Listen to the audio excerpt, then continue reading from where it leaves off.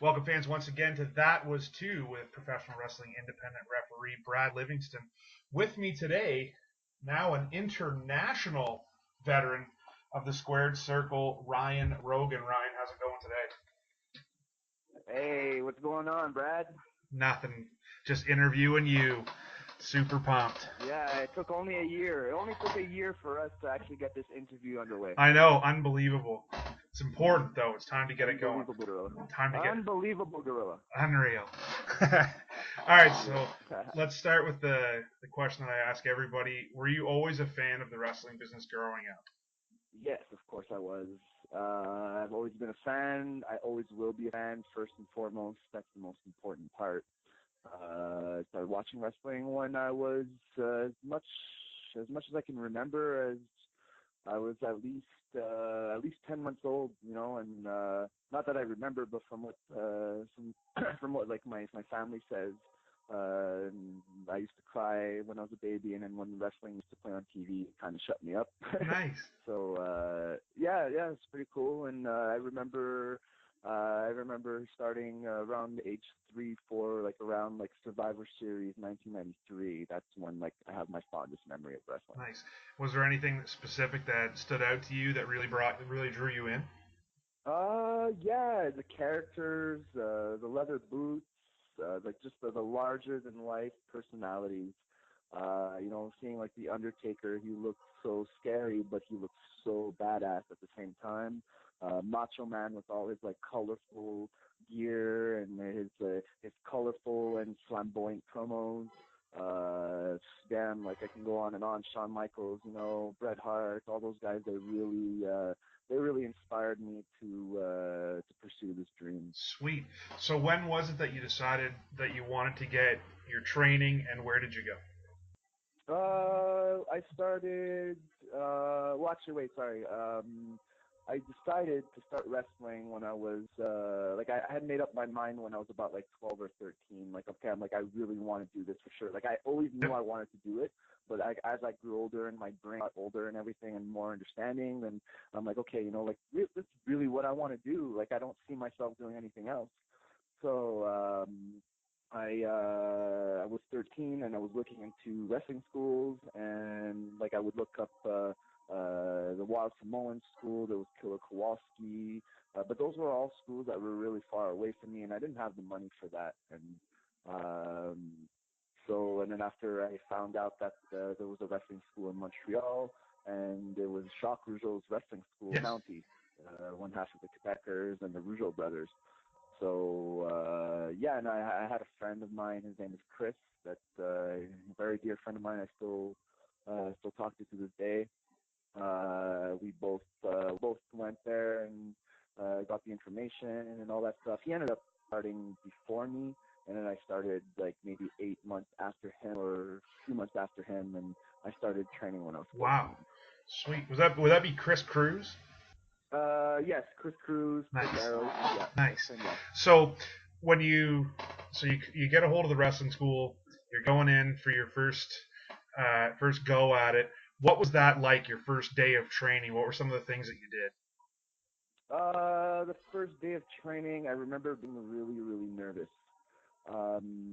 I had taken one bump before training. That was maybe a few months before I had actually started my classes. And I remember this guy. His name is Max Boyer. He used to wrestle for Shakira. He was trained by Jacques Rougeau as well. He's such a fantastic wrestler. And I remember just sitting in on the training, because I used to go, like, even though I wasn't officially signed up to the school, I would go almost every week with Chris just to watch into the classes. And I remember the class was was a Thursday night, and the class was done, and it was only me, Chris, and this guy Max Boye. And I was really eager to just kind of like get in the ring and just see how it is, like I was so curious. And I remember Max was like, "Hey, come in, like if you want, take a bump, but just be really, really careful." I'm like, "Are you seriously?" Like I was like shitting my pants. Like I was like, "Really? Okay." So I get in the ring, and then he showed me what to do, and tuck in my head, exhale, hit your hands on the floor and whatever, and you'll be okay.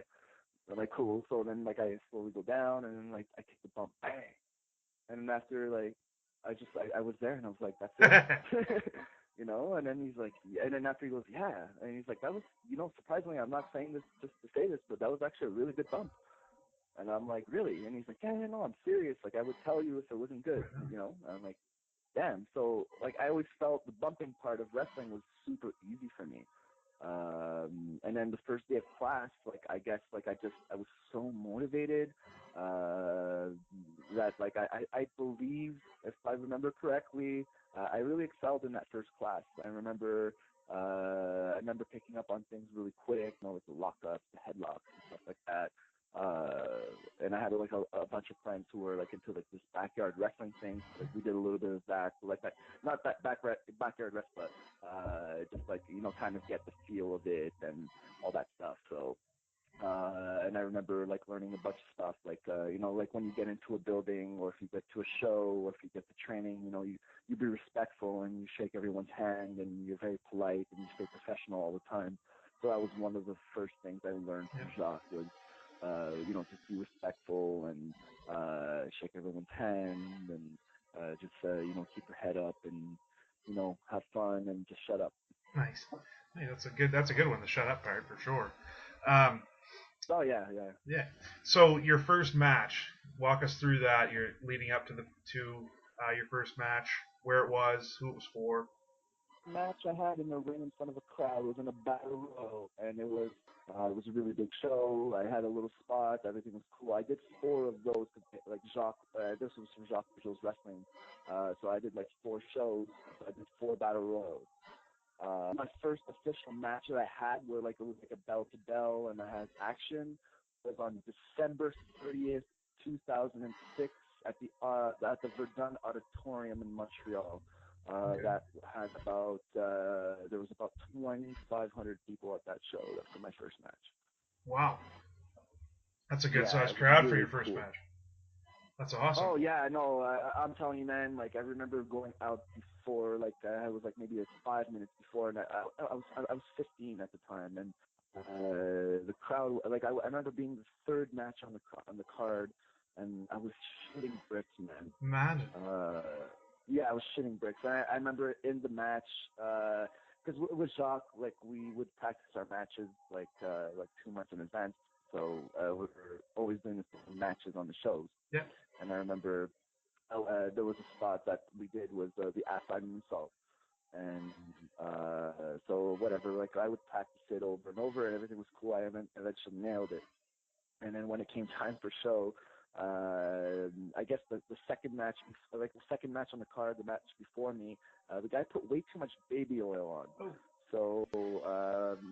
So I went to go put we went to set up the spot, and then I went to jump over, and as I went to jump over, I slipped down. And I remember, oh fuck, this is like sorry for my language. I'm like, shit, this is like this is my time to shine, and like, what the hell, like I'm not gonna like let this slip, you know. So I remember I slipped, and then after I just climbed back up right away, and then I ended up hitting the outside moonsault, and the crowd went wild. Nice. And I remember after the match, Jacques came up to me, and he told me how proud he was of me because I didn't fuck up the spot, and I continued, and I had a lot of balls for what I did. Yeah. And I remember getting very, very emotional after my match, and from that day on, I knew that, like I said, I always knew I wanted to be a wrestler, but that day kind of like signed, sealed, and delivered my future. You know, I want to do this. I want to make money with wrestling. I want to feed my family one day with the money that I make from wrestling. The adrenaline is just so awesome. So, yeah, that was my experience with my first match. So your first, I guess we'll go gimmick that you had was Johnny Jack Spade. Where did that come from? The name, and can you tell us a little bit about the character? Okay, well, I'm gonna like rewind a little bit. My first character was not Johnny Jack. Oh. My first character I ever had when I was 14, I was called the Paperboy. The Paperboy. And that was Jacques' idea. Okay. No, actually, that was one of the other students' idea. Because at first he wanted me to be an evil referee, and I thought it was ridiculous, to be honest. I didn't want to do it. I thought it was horrible. I just didn't want to. But again, I wasn't complaining. I was just okay, I'll do it. And then one guy in class was like, oh, it'd be really funny, a paper boy. And then Jacques just starts laughing his ass off. He's like, yeah, he could come out on a bike and he could throw paper at the crowd. And I think he said something about because he has this famous line where he says, you know what, I got news for you. So he wanted me to do something like that, like I got news for you and all kinds of stuff like that. So like, at first I didn't like it. But then after I kind of grew up on it, like thinking about like me coming out with a bike and throwing the paper at the crowd, I'm like, you know what, it could be cool. I'm gonna make the best out of it. Nice. So I only ended up having that character for 4 shows. Those 4 battle royals I did, I only did that 4 times. But then I personally went up to Jacques and I told him, hey, like I'm not feeling this. Like I'd like to do something else. And then he's like, okay, what would you like to do? And at first, I told him I wanted to be a luchador. I wanted to wear a mask. Okay. My friend had this shocker mask, and I was really interested in wearing it and trying it out and really going through with it. At first, he was like, you know what, man? Like, no, I don't want no fucking luchadors on my shows. Blah blah blah. Like, he was like really closed on the idea. So I'm like, okay, whatever. And then I tried to come up with another gimmick, and it was I came up with this King Ryan. So he was into it. We came up with ideas, but then I guess he didn't like it at the end because Chuck, like, he changes his mind, like he changes his underwear. It's really crazy. So so that didn't work out, and then I tried to convince him again that I really wanted to do this luchador gimmick. And then he told me, he's like, okay, you know what? Like, I'll give you a chance. You have a mask? I'm like, yeah, I have a mask. He's like, okay, well, let's do a try. Like, it was kind of like a tryout, like, show me what you can do with it. So I'm like, okay. So I ended up doing a match with the mask. I blew it, man.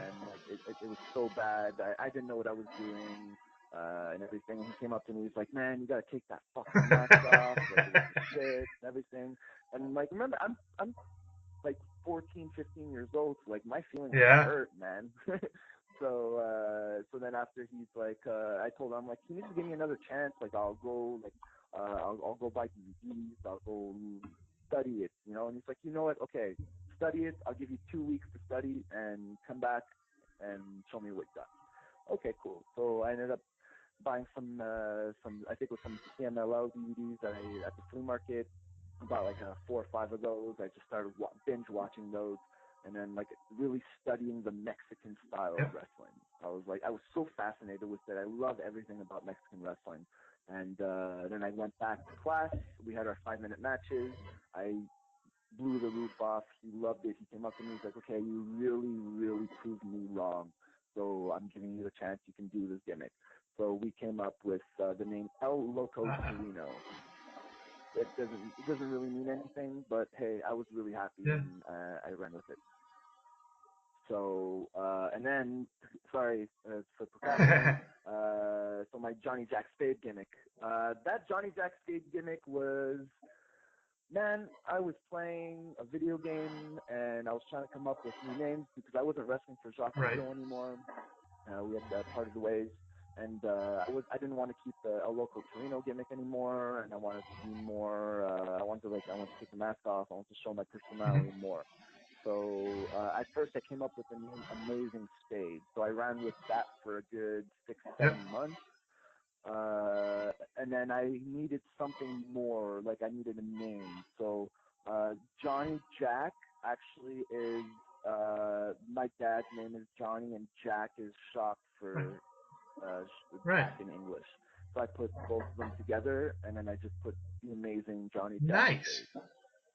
So, yeah, it was cool. I ran with that for almost 5 years. And I just, like, I kind of just was like that guy from Las Vegas, spent a lot of money, and at first I didn't really know what I was doing. I was just going with it. I didn't, like, I my psychology for wrestling wasn't as good as now. Definitely, if I can go back in time, then I would tweak a lot of stuff. But I'm not there anymore, and I'm done with it. So it was a cool run. It helped me build my personality, find myself to who I am today. Right. So, like you had said, you had parted ways with Jacques, And one of the companies that you started working for is a company that's still running today, MWF, out of Salaberry de Valleyfield. I'm super English, by the way. Can you tell how that came about, how you got the opportunity with MWF, and kind of what was going on in your career at that point? Okay. So that was when I started MWF. I had just left off. So I remember I did one match for this company called ICW, and I wrestled like in it was like a charity event, and I ended up wrestling as El Loco Torino that show. And then like I said before, I came up with this whole new gimmick, Amazing Spade, and all that stuff. And my trainer, Eric Mastrocola, he was one of the other guys that helped train me. Was Jacques' right-hand man. We were talking and stuff, and things weren't going very well. And I really wanted to leave. So basically, I called up Eric and I told him that like I needed something, like if he can help me out. And he was very good friends with the owner of MWF. So I ended up having my first match on November 10th, 2007 with MWF in a four-way tag. And I ended up wrestling actually Cruz in that match. There was Jeremy Prophet. There was Eric Mastrocola, the Mansour brothers. It was cool, you know, and it was a different feel for me because I was wrestling in front of thousands of people with Jock, but then I would show up at MWF, there would be 50 to 100 people. Right. So it was like a big drop for me. But at the same time, it was so much better because I'm actually learning, and I'm not doing the same matches over and over again all the time, and I'm learning how to work for real. Yeah, you're working on the fly instead of the 2-month planning thing. Not like on the fly, because like it took me a while to kind of understand that aspect of putting a match together. But you know, slowly, like it was slowly building towards that. Like, okay, like this is what you do. This is what because usually, like I said, we plan matches like 2 months in advance. But here we have an hour or 2 hours to plan.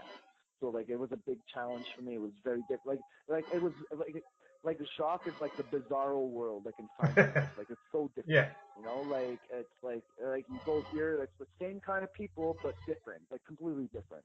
So I was really baffled. I didn't really know what was going on. So I had a lot of guidance from a lot of people to help me out. I was still young. I was 17 when I started MWF. No, sorry, I was 16 when I started MWF. Wow. I was still very, very green and very nervous and unconfident. So it took a lot of work, but yeah, I'm here now, so everything. Were you still going to school at this point too? Yes, I had maybe one more year of school, and then I was done. But I didn't end up finishing my high school. I left school when I was 17, and I ended up pursuing more wrestling bookings and everything, and I kind of got sidetracked on that. So. In MWF, you formed a little faction, the Rougeau Revolution. It was with Poly Platinum was there, and I believe that Stratos was also part of it. Oh my God, you're really bringing back a lot of heck memories. Yeah. So can you talk about where that came from? I don't remember exactly. Let me think about it for a second. I remember Fred Lamerve, which was the owner of MWF. He was he was the one who came up with the idea, I think, of the Rougeau Revolution. He wanted to do something with like us being against like indie wrestling. Okay. Because Jacques Rougeau was like all about like family wrestling, you know? So like we'd come out and be like, in French we'd say like, familial, no punches, no kicks. You know, we're here for the Rougeau Revolution, and you know, just little like nonsense, you know, like just really like just putting over the Rougeau name and everything. That lasted maybe about a year. It lasted. Okay. And I was tagging with Stratos. Then there was Poly Platinum, and then Jeremy Prophet ended up joining at one point. Okay. And then we had a storyline with Cruz. Chris Arrows, who ended up losing a match, and he had no choice to be into the Rougeau Revolution, so we ended up being five guys. It was a really fun. It was a fun gimmick. I'm disappointed that we didn't get the most out of it, but for what it was a lot of fun, and I learned a lot from that. 2009, 2010, you worked a few tours down here, and I'm in New Brunswick. You were in Nova Scotia, New Brunswick, with UCW. How did you get the opportunity to go down and work for UCW? I know you worked against some of the veterans of the maritime scene: Riddick Stone, Julian Young, JP Sims, and I think that at one point you worked Bushwhacker Luke. How did you end up coming down to UCW? This is a fun one. I was doing a show in Cornwall, Ontario, and it was for, at the time, it was Hannibal's Wrestling Super Show. This is before GW. So I was working the show that night. I wrestled Sexy Eddie. It was maybe a 7-8 minute match. It was a showcase match, so it was really to put it over. I remember this random guy came up to me. His name is Doug Parker. I don't know if you know him. No, okay. He was like the DJ for UCW. He would do a lot of work for Chuck, doing some running around and whatever. Really, really, really good guy. So I remember this guy came up to me and was like, you know, I really like your work. You're really good and all that stuff, you know, and I want to bring you down to the Maritime. So I'm like, okay, like that would be cool. Like, and then he goes and he's like, I got to talk to Chuck and see if he would be interested and blah, blah, blah. I'm like, okay, cool. And on that show, the Honky Tonk Man was there. And I've always had a really good relationship with Honky. We've got along all the time. I think before that I had met him like 2 or 3 times. And we would share stories of the past and whatever. And like I said, we just really got along. So remember, I was backstage and Chuck was at it.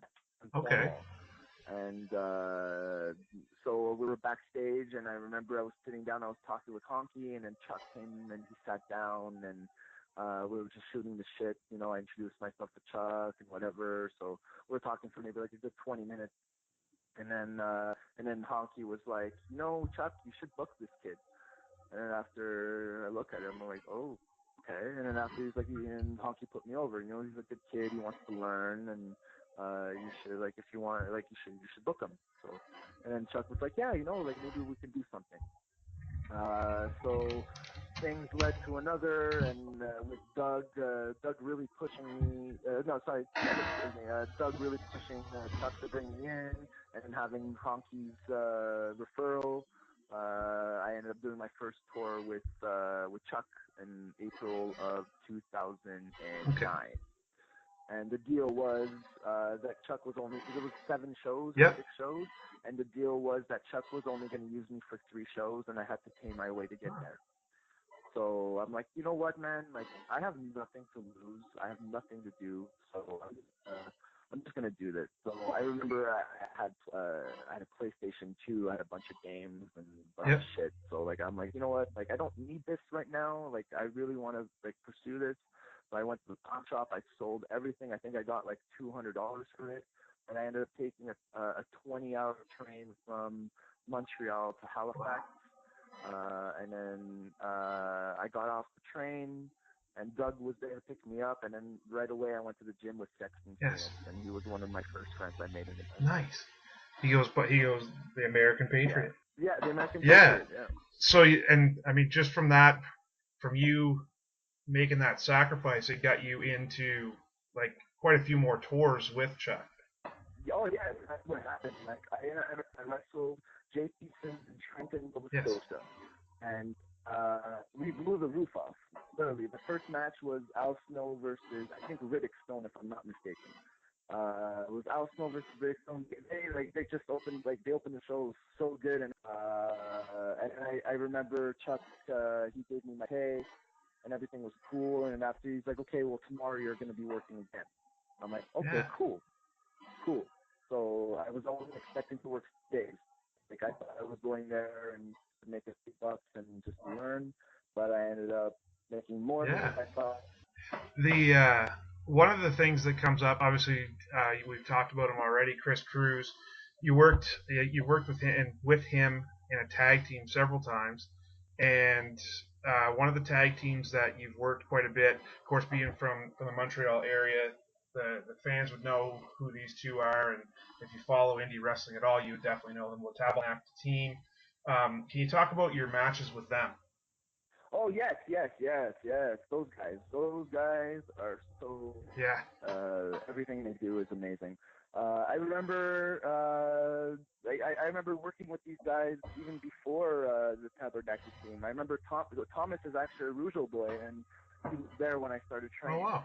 And yeah, no, me and Thomas go back way, way long ago. Mathieu, I met him in the Indies. I met him at MWF. Okay. And we always got along really cool. He was a really good guy. Thomas too, really good guy.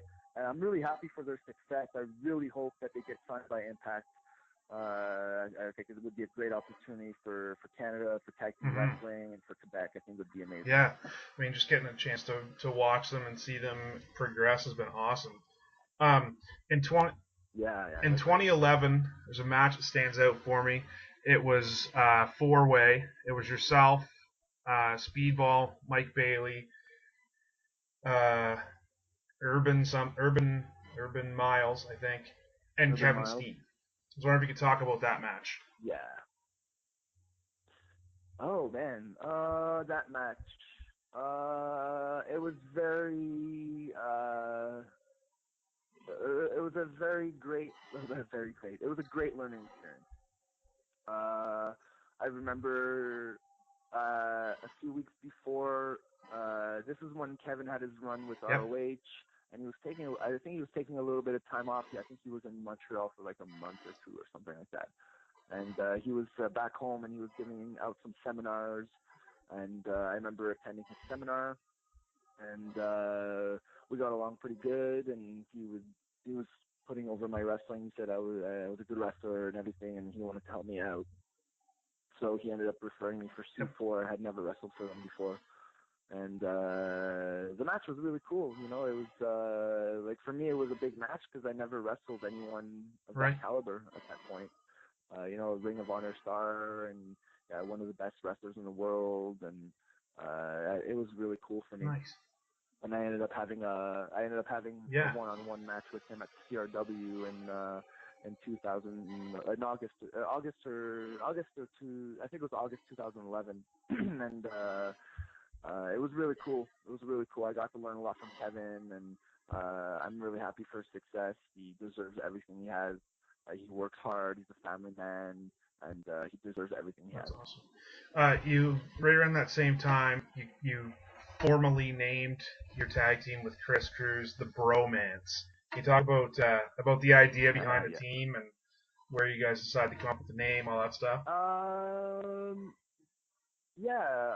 Let me see if I can remember. I remember because this was around the time that Tabernacle team was tag teaming. They had just started, and we were wrestling at CRW, and CRW was putting us in tag matches. So I remember at that time, Thomas and Matthew were like, you know what, like, we're gonna go with this tag team thing and all that stuff. And then me and Chris hearing that from them, we're like, you know what, like, we've been best friends for 10 years, like almost 10 years. And there's no reason why we shouldn't give this a try. And so we ended up doing some tag matches. Everything was really cool. We have such great chemistry. The crowd was behind us 100%. We were the baby faces. They were the heels. We had great matches. And after that, we did that for a few months. But then, unfortunately, I guess due to life and to other projects and stuff like that, it didn't seek out its full potential. So, but that time that I had with Chris as a tag team was probably one of the best times I've had in wrestling so far, because it was so much fun. You're there with your best friend. He's my bro, that's why we call each other Bromance. Like, it was like we have that bromance, we have that connection. we come from the same city. We have mutual love for wrestling. We're just all that stuff. We have so many mutual friends. It's something that I really cherish, and I wish it would have went further, but again, it didn't. What was the rationale of switching it up from the Johnny Jack Spade to Ryan Rogan, and also when you initially started working as Ryan Rogan in 2012, were you also doing the Vagabond? No, I wasn't. The idea of going with my real name was it was just like that. Yep. I was doing this Johnny Jack Spade gimmick. I wasn't feeling it anymore. I needed to change. I was growing as a person. I was getting a lot more matches, experience, and all that. So I'm like, I need something different. So I just pretty much said to myself, you know what? Like, I'm just gonna go with my name. Everyone already knows me as Ryan. Even the fans, they know me as Ryan because of Facebook, and all those like outlets or whatever, So I said, you know what? It's no point of like trying to be someone I'm not anymore, and just say, you know what? I'm just gonna be Ryan Rogan. This is who I am. There was a lot of steps to get to where I am now as the Vagabond. I didn't start off as the Vagabond. I started off with little gimmicks. Like, I would try stuff out. Like, I would be always Ryan Rogan, but I would come up with little gimmicks. Like, at first it was like Sir Ryan Rogan. Then after it would be just myself, but like really like a full-blown heel, or little stuff like that. And then after I came up with one of my, actually I still hold this gimmick dear to my heart, and I hopefully one day I can do it again, maybe, is my Canada's Finest Athlete gimmick. And that one was fun because I had an athletic advisor and life coach who was fat, so like it was just funny. We had so much chemistry, me and him, and it was fun. I come up with the cape. There was no explanation to it. If there's anyone listening right now and they love Seinfeld, well, it came from the episode with the lawyer. Nice. And George Costanza's father's lawyer. There was no explanation why he was wearing a cape. So I thought it would be really funny that if I came out with a cape, and I never acknowledge that I have a cape. And people were actually really getting behind it. They were like, the cape. And like, I would do funny stuff with it, maybe like during a spot in a match, I'd go for like a moonsault or a splash or something. I'd put my cape on, and the little splash, the crowd would love it. And it was also, it brought out like this like serious side of me too at the same time. Like I was super serious, and I come out like kind of like a Ric Flair, like how he's so like, he comes out and he's so confident. But that was the same. That was the kind of same thing I wanted to go with, like come out with the cape and be larger than life and everything. And it was really, really, really getting to a really great outcome. But then again, there's always something that happens. Mm-hmm. I ended up leaving in 2015. I took a bus to go to Kentucky. I sold everything that I had, like literally everything I had. I got rid of my apartment. Had a cat. I gave her away. I just tried to come up with as much money as I can so I can go train with Rip Rogers and OVW. Wow. So I took that risk, and I ended up losing money.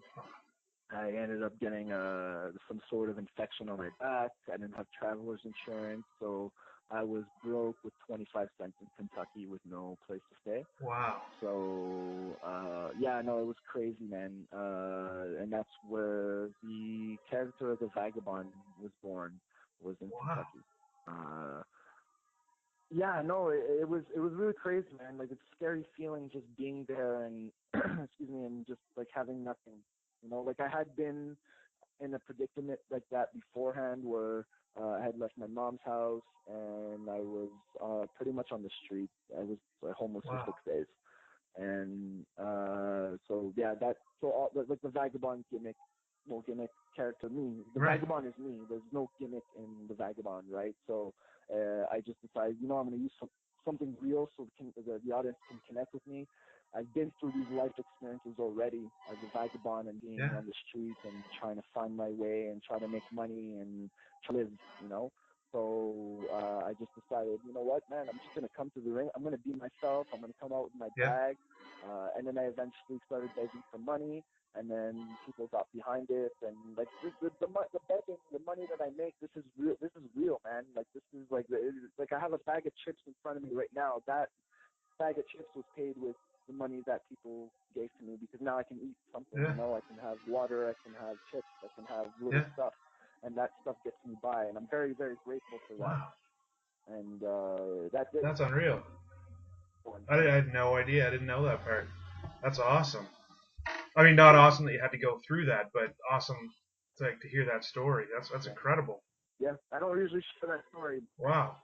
Back in 2012, like when you started working as Ryan Rogan, you picked up the CRW Quebec title, and it just kind of drew me in, because the other day I was driving from show to show, and I was listening to Jericho talk as Jericho, and he had Frankie the Mobster on there, and the reason why I wanted to listen to it was because Frankie's coming to work for UCW here in the next few weeks, and just listening to him talk, I was like, that guy sounds like a story and a half. And then as I'm doing my research, looking through your career, there he is, Frankie the Mobster. You worked him a few times while you were the CRW Quebec title. So can you talk a little bit about that, a little bit about Frankie? Oh, man, Frankie. I can't say enough good things about Frankie the Mobster. Frankie the Mobster is the nicest guy I've ever met in my life. It's one of the nicest guys I've ever met in my life. He's helped me to really depressing, tough times. We at one point were neighbors. Me and Frankie really go back a long time. Like even when I first started wrestling, like I went to an indie show and he was on that show. We ended up talking and then working with Frankie and getting to learn from him. And he's so intense, man. He's one of the most intense wrestlers I ever got in the ring with. That's awesome. I don't know if you've heard his interview with Jericho, but it was awesome to listen to, because he wasn't pulling punches. He just said it like it was, and hearing his story was pretty unbelievable. Yeah, he has a great story. He's a great person, and I haven't talked to him in a while. I should give him a call soon if I can find a payphone somewhere. And no, he's like I said, he's a very dear friend of mine, and he deserves everything. He deserves the best. You came back down this way again. This time in 2016, it was for Wrestle Center. How did you end up getting the opportunity to work for Wrestle Center? I was always pretty close with Jason Mosher. Good guy, great guy. I've never had any problems with him. So we've always been in contact over the years, and I guess it's on one day, and I was like, oh, like we haven't worked together yet. And he's like, yeah, let's work together. So I ended up doing some shots with Wrestle Center. I wrestled, I don't remember, I wrestled Chip Chambers. Dick Durning. I tagged with Rene Dupree. I wrestled Chip again, and then I wrestled Carter Mason. I've had some pretty good matches in Wrestle Center, and I love the crowd. Halifax is always going to have a special place in my heart. I spent time there, and I've made friends there. I've created a fan base there. So going to Halifax or anywhere in Nova Scotia, for that matter, is really it's a really special place for me. CZW Dojo Wars. How'd that come about? Really random. I did in 2015, the summer. I did the NWA Legends Camp there. Bruce Pritchard, Tom Pritchard's Wrestling Legends Camp, and I made a lot of contacts there. That was probably one of the best decisions I made, because I made a lot of friends. And I had a friend who was training with the CZW Dojo Wars, and I just pretty much asked him, like, hey, who do I got to contact? Contact this guy. Perfect. So I contacted Eno. He told me, he's like, I'm on anytime I want. Just let him know. The show Wednesday. I'm like, cool. And then I ended up taking a bus out there, and I had a match with Jimmy Lloyd, and we had a really good match. And nothing really good, but it's just the experience of going out there and taking a bus and meeting people, and gaining experience, life experience, road experience, personal growth. It was great. Also, it must have been through that. I noticed that you worked for In Your Face Wrestling. The reason I noticed that is because one of my friends that I've worked some. He was on the show as well, Fox Vineyard. You defeated him for the In Your Face Wrestling Championship. I'm assuming that's kind of how Yeah. same type of thing. Like you were down in the New York area, you ended up working for them. Yeah, well, actually, it was funny because I have a really good friend of mine, and his name is Shooter Storm, and he's from he's from Messina, New York, and we had contacted each other after years and years of not talking to each other, and I had reached out to him because his mother had passed away, and I had saw it on Facebook, so I sent him sent him some well wishes and strength and everything, and then maybe like 2 weeks later I saw he was running a show for his mom for the Alzheimer's Association, and I reached out to him. I'm like, you know what, man? Like, I really want to be a part of this. You know, like, I don't want any money. Just, I want to be a part of your show. I want to be a part of the great cause. So he was really humbled, and he was really happy to hear that I would do that. So basically, that show was promoted, and Tommy Dreamer was on the event, and I ended up working that show. But before that, I had contacted Sean, and I asked him like, hey, like, is there any promotions anywhere in New York that I can just show up and they would book me? And then he told me, he was like, you know what, man, there's a show on Saturday. It's in Albany, New York. I don't think you can get a match, but you can wrestle a battle royal, you know, meet the people and whatever. So, you know what? Yeah. Fuck it. You know, I'm going to pay the bus. I'm going to go to Albany. So I took a 5-6 hour bus ride. I went to Albany. I did the battle royal. I got along with everyone in the locker room. Everyone was really, really cool. And then they had another show the month after, and it was featuring Kevin Nash, Bob Holly, Scott Norton was making his in-ring action gimmick for the first time in 5 years. So he was there, and there was a bunch of names on the show. Cody Deaner was there, and they told me, they're like, look, like if you want to come to the next show, that's not a problem, but the only spot we have again is a battle royal. And then I was like, oh, okay, cool. Well, you know what, man? Tap me in. I'll be there. So I paid another bus ticket. I went to Albany, and I did the battle royal. Everything was really cool. And then they asked me to be a part of their show in April. And then I couldn't make that first show, I showed up to the show, and then beforehand they were saying to me that they wanted to put the title on me, and they said they really respected me, and they respected my word, that I was a good guy, and I guess, you know, me showing up for those 2 battle royals, it really opened their eyes, and they gave me the ball, and I ran Right it. on. So, and I'm still champion today after over Woo! 400 days. Sweet.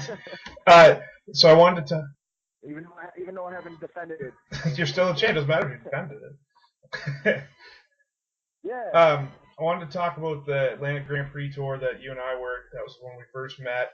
I wanted to talk about how it was that you came about working that particular tour. I know that Renee, there was yourself and there was Shadow and Stacy and Eve. But how did you end up coming down to work for that particular tour? Well, I always really got along with Renee. At first, it was a rough thing, but then after, like, we got to know each other and everything, and it was really cool. We created a cool friendship, and I remember we had done, like, because I had worked with Renee in 2014. I did a tag match with him, and then after that, we had, like, it wasn't the best match. But then after we had a tag match in Halifax, it wasn't the best match. So every time I'd work with Renee, I wouldn't give him a good impression. He really enjoyed working those tag matches we had. Those were really, really, really fun, like a lot of fun. We had really solid tag matches. And then I guess I like, by working those matches, invited me to come to Grand Prix Wrestling and work some shows. So we worked those 2 shows, and everything was really cool. So, like, I still keep in touch with Renee today. He's actually one of the reasons why I'm in Mexico. Really? Right wow. And that was what I wanted to talk about next, was how did this how did it come about? Because you've been in Mexico now for how long? A few months. Yeah, Really? Yep, with still you. with me? So how did it come about? Yeah, I said I've been here Okay. for 4 months.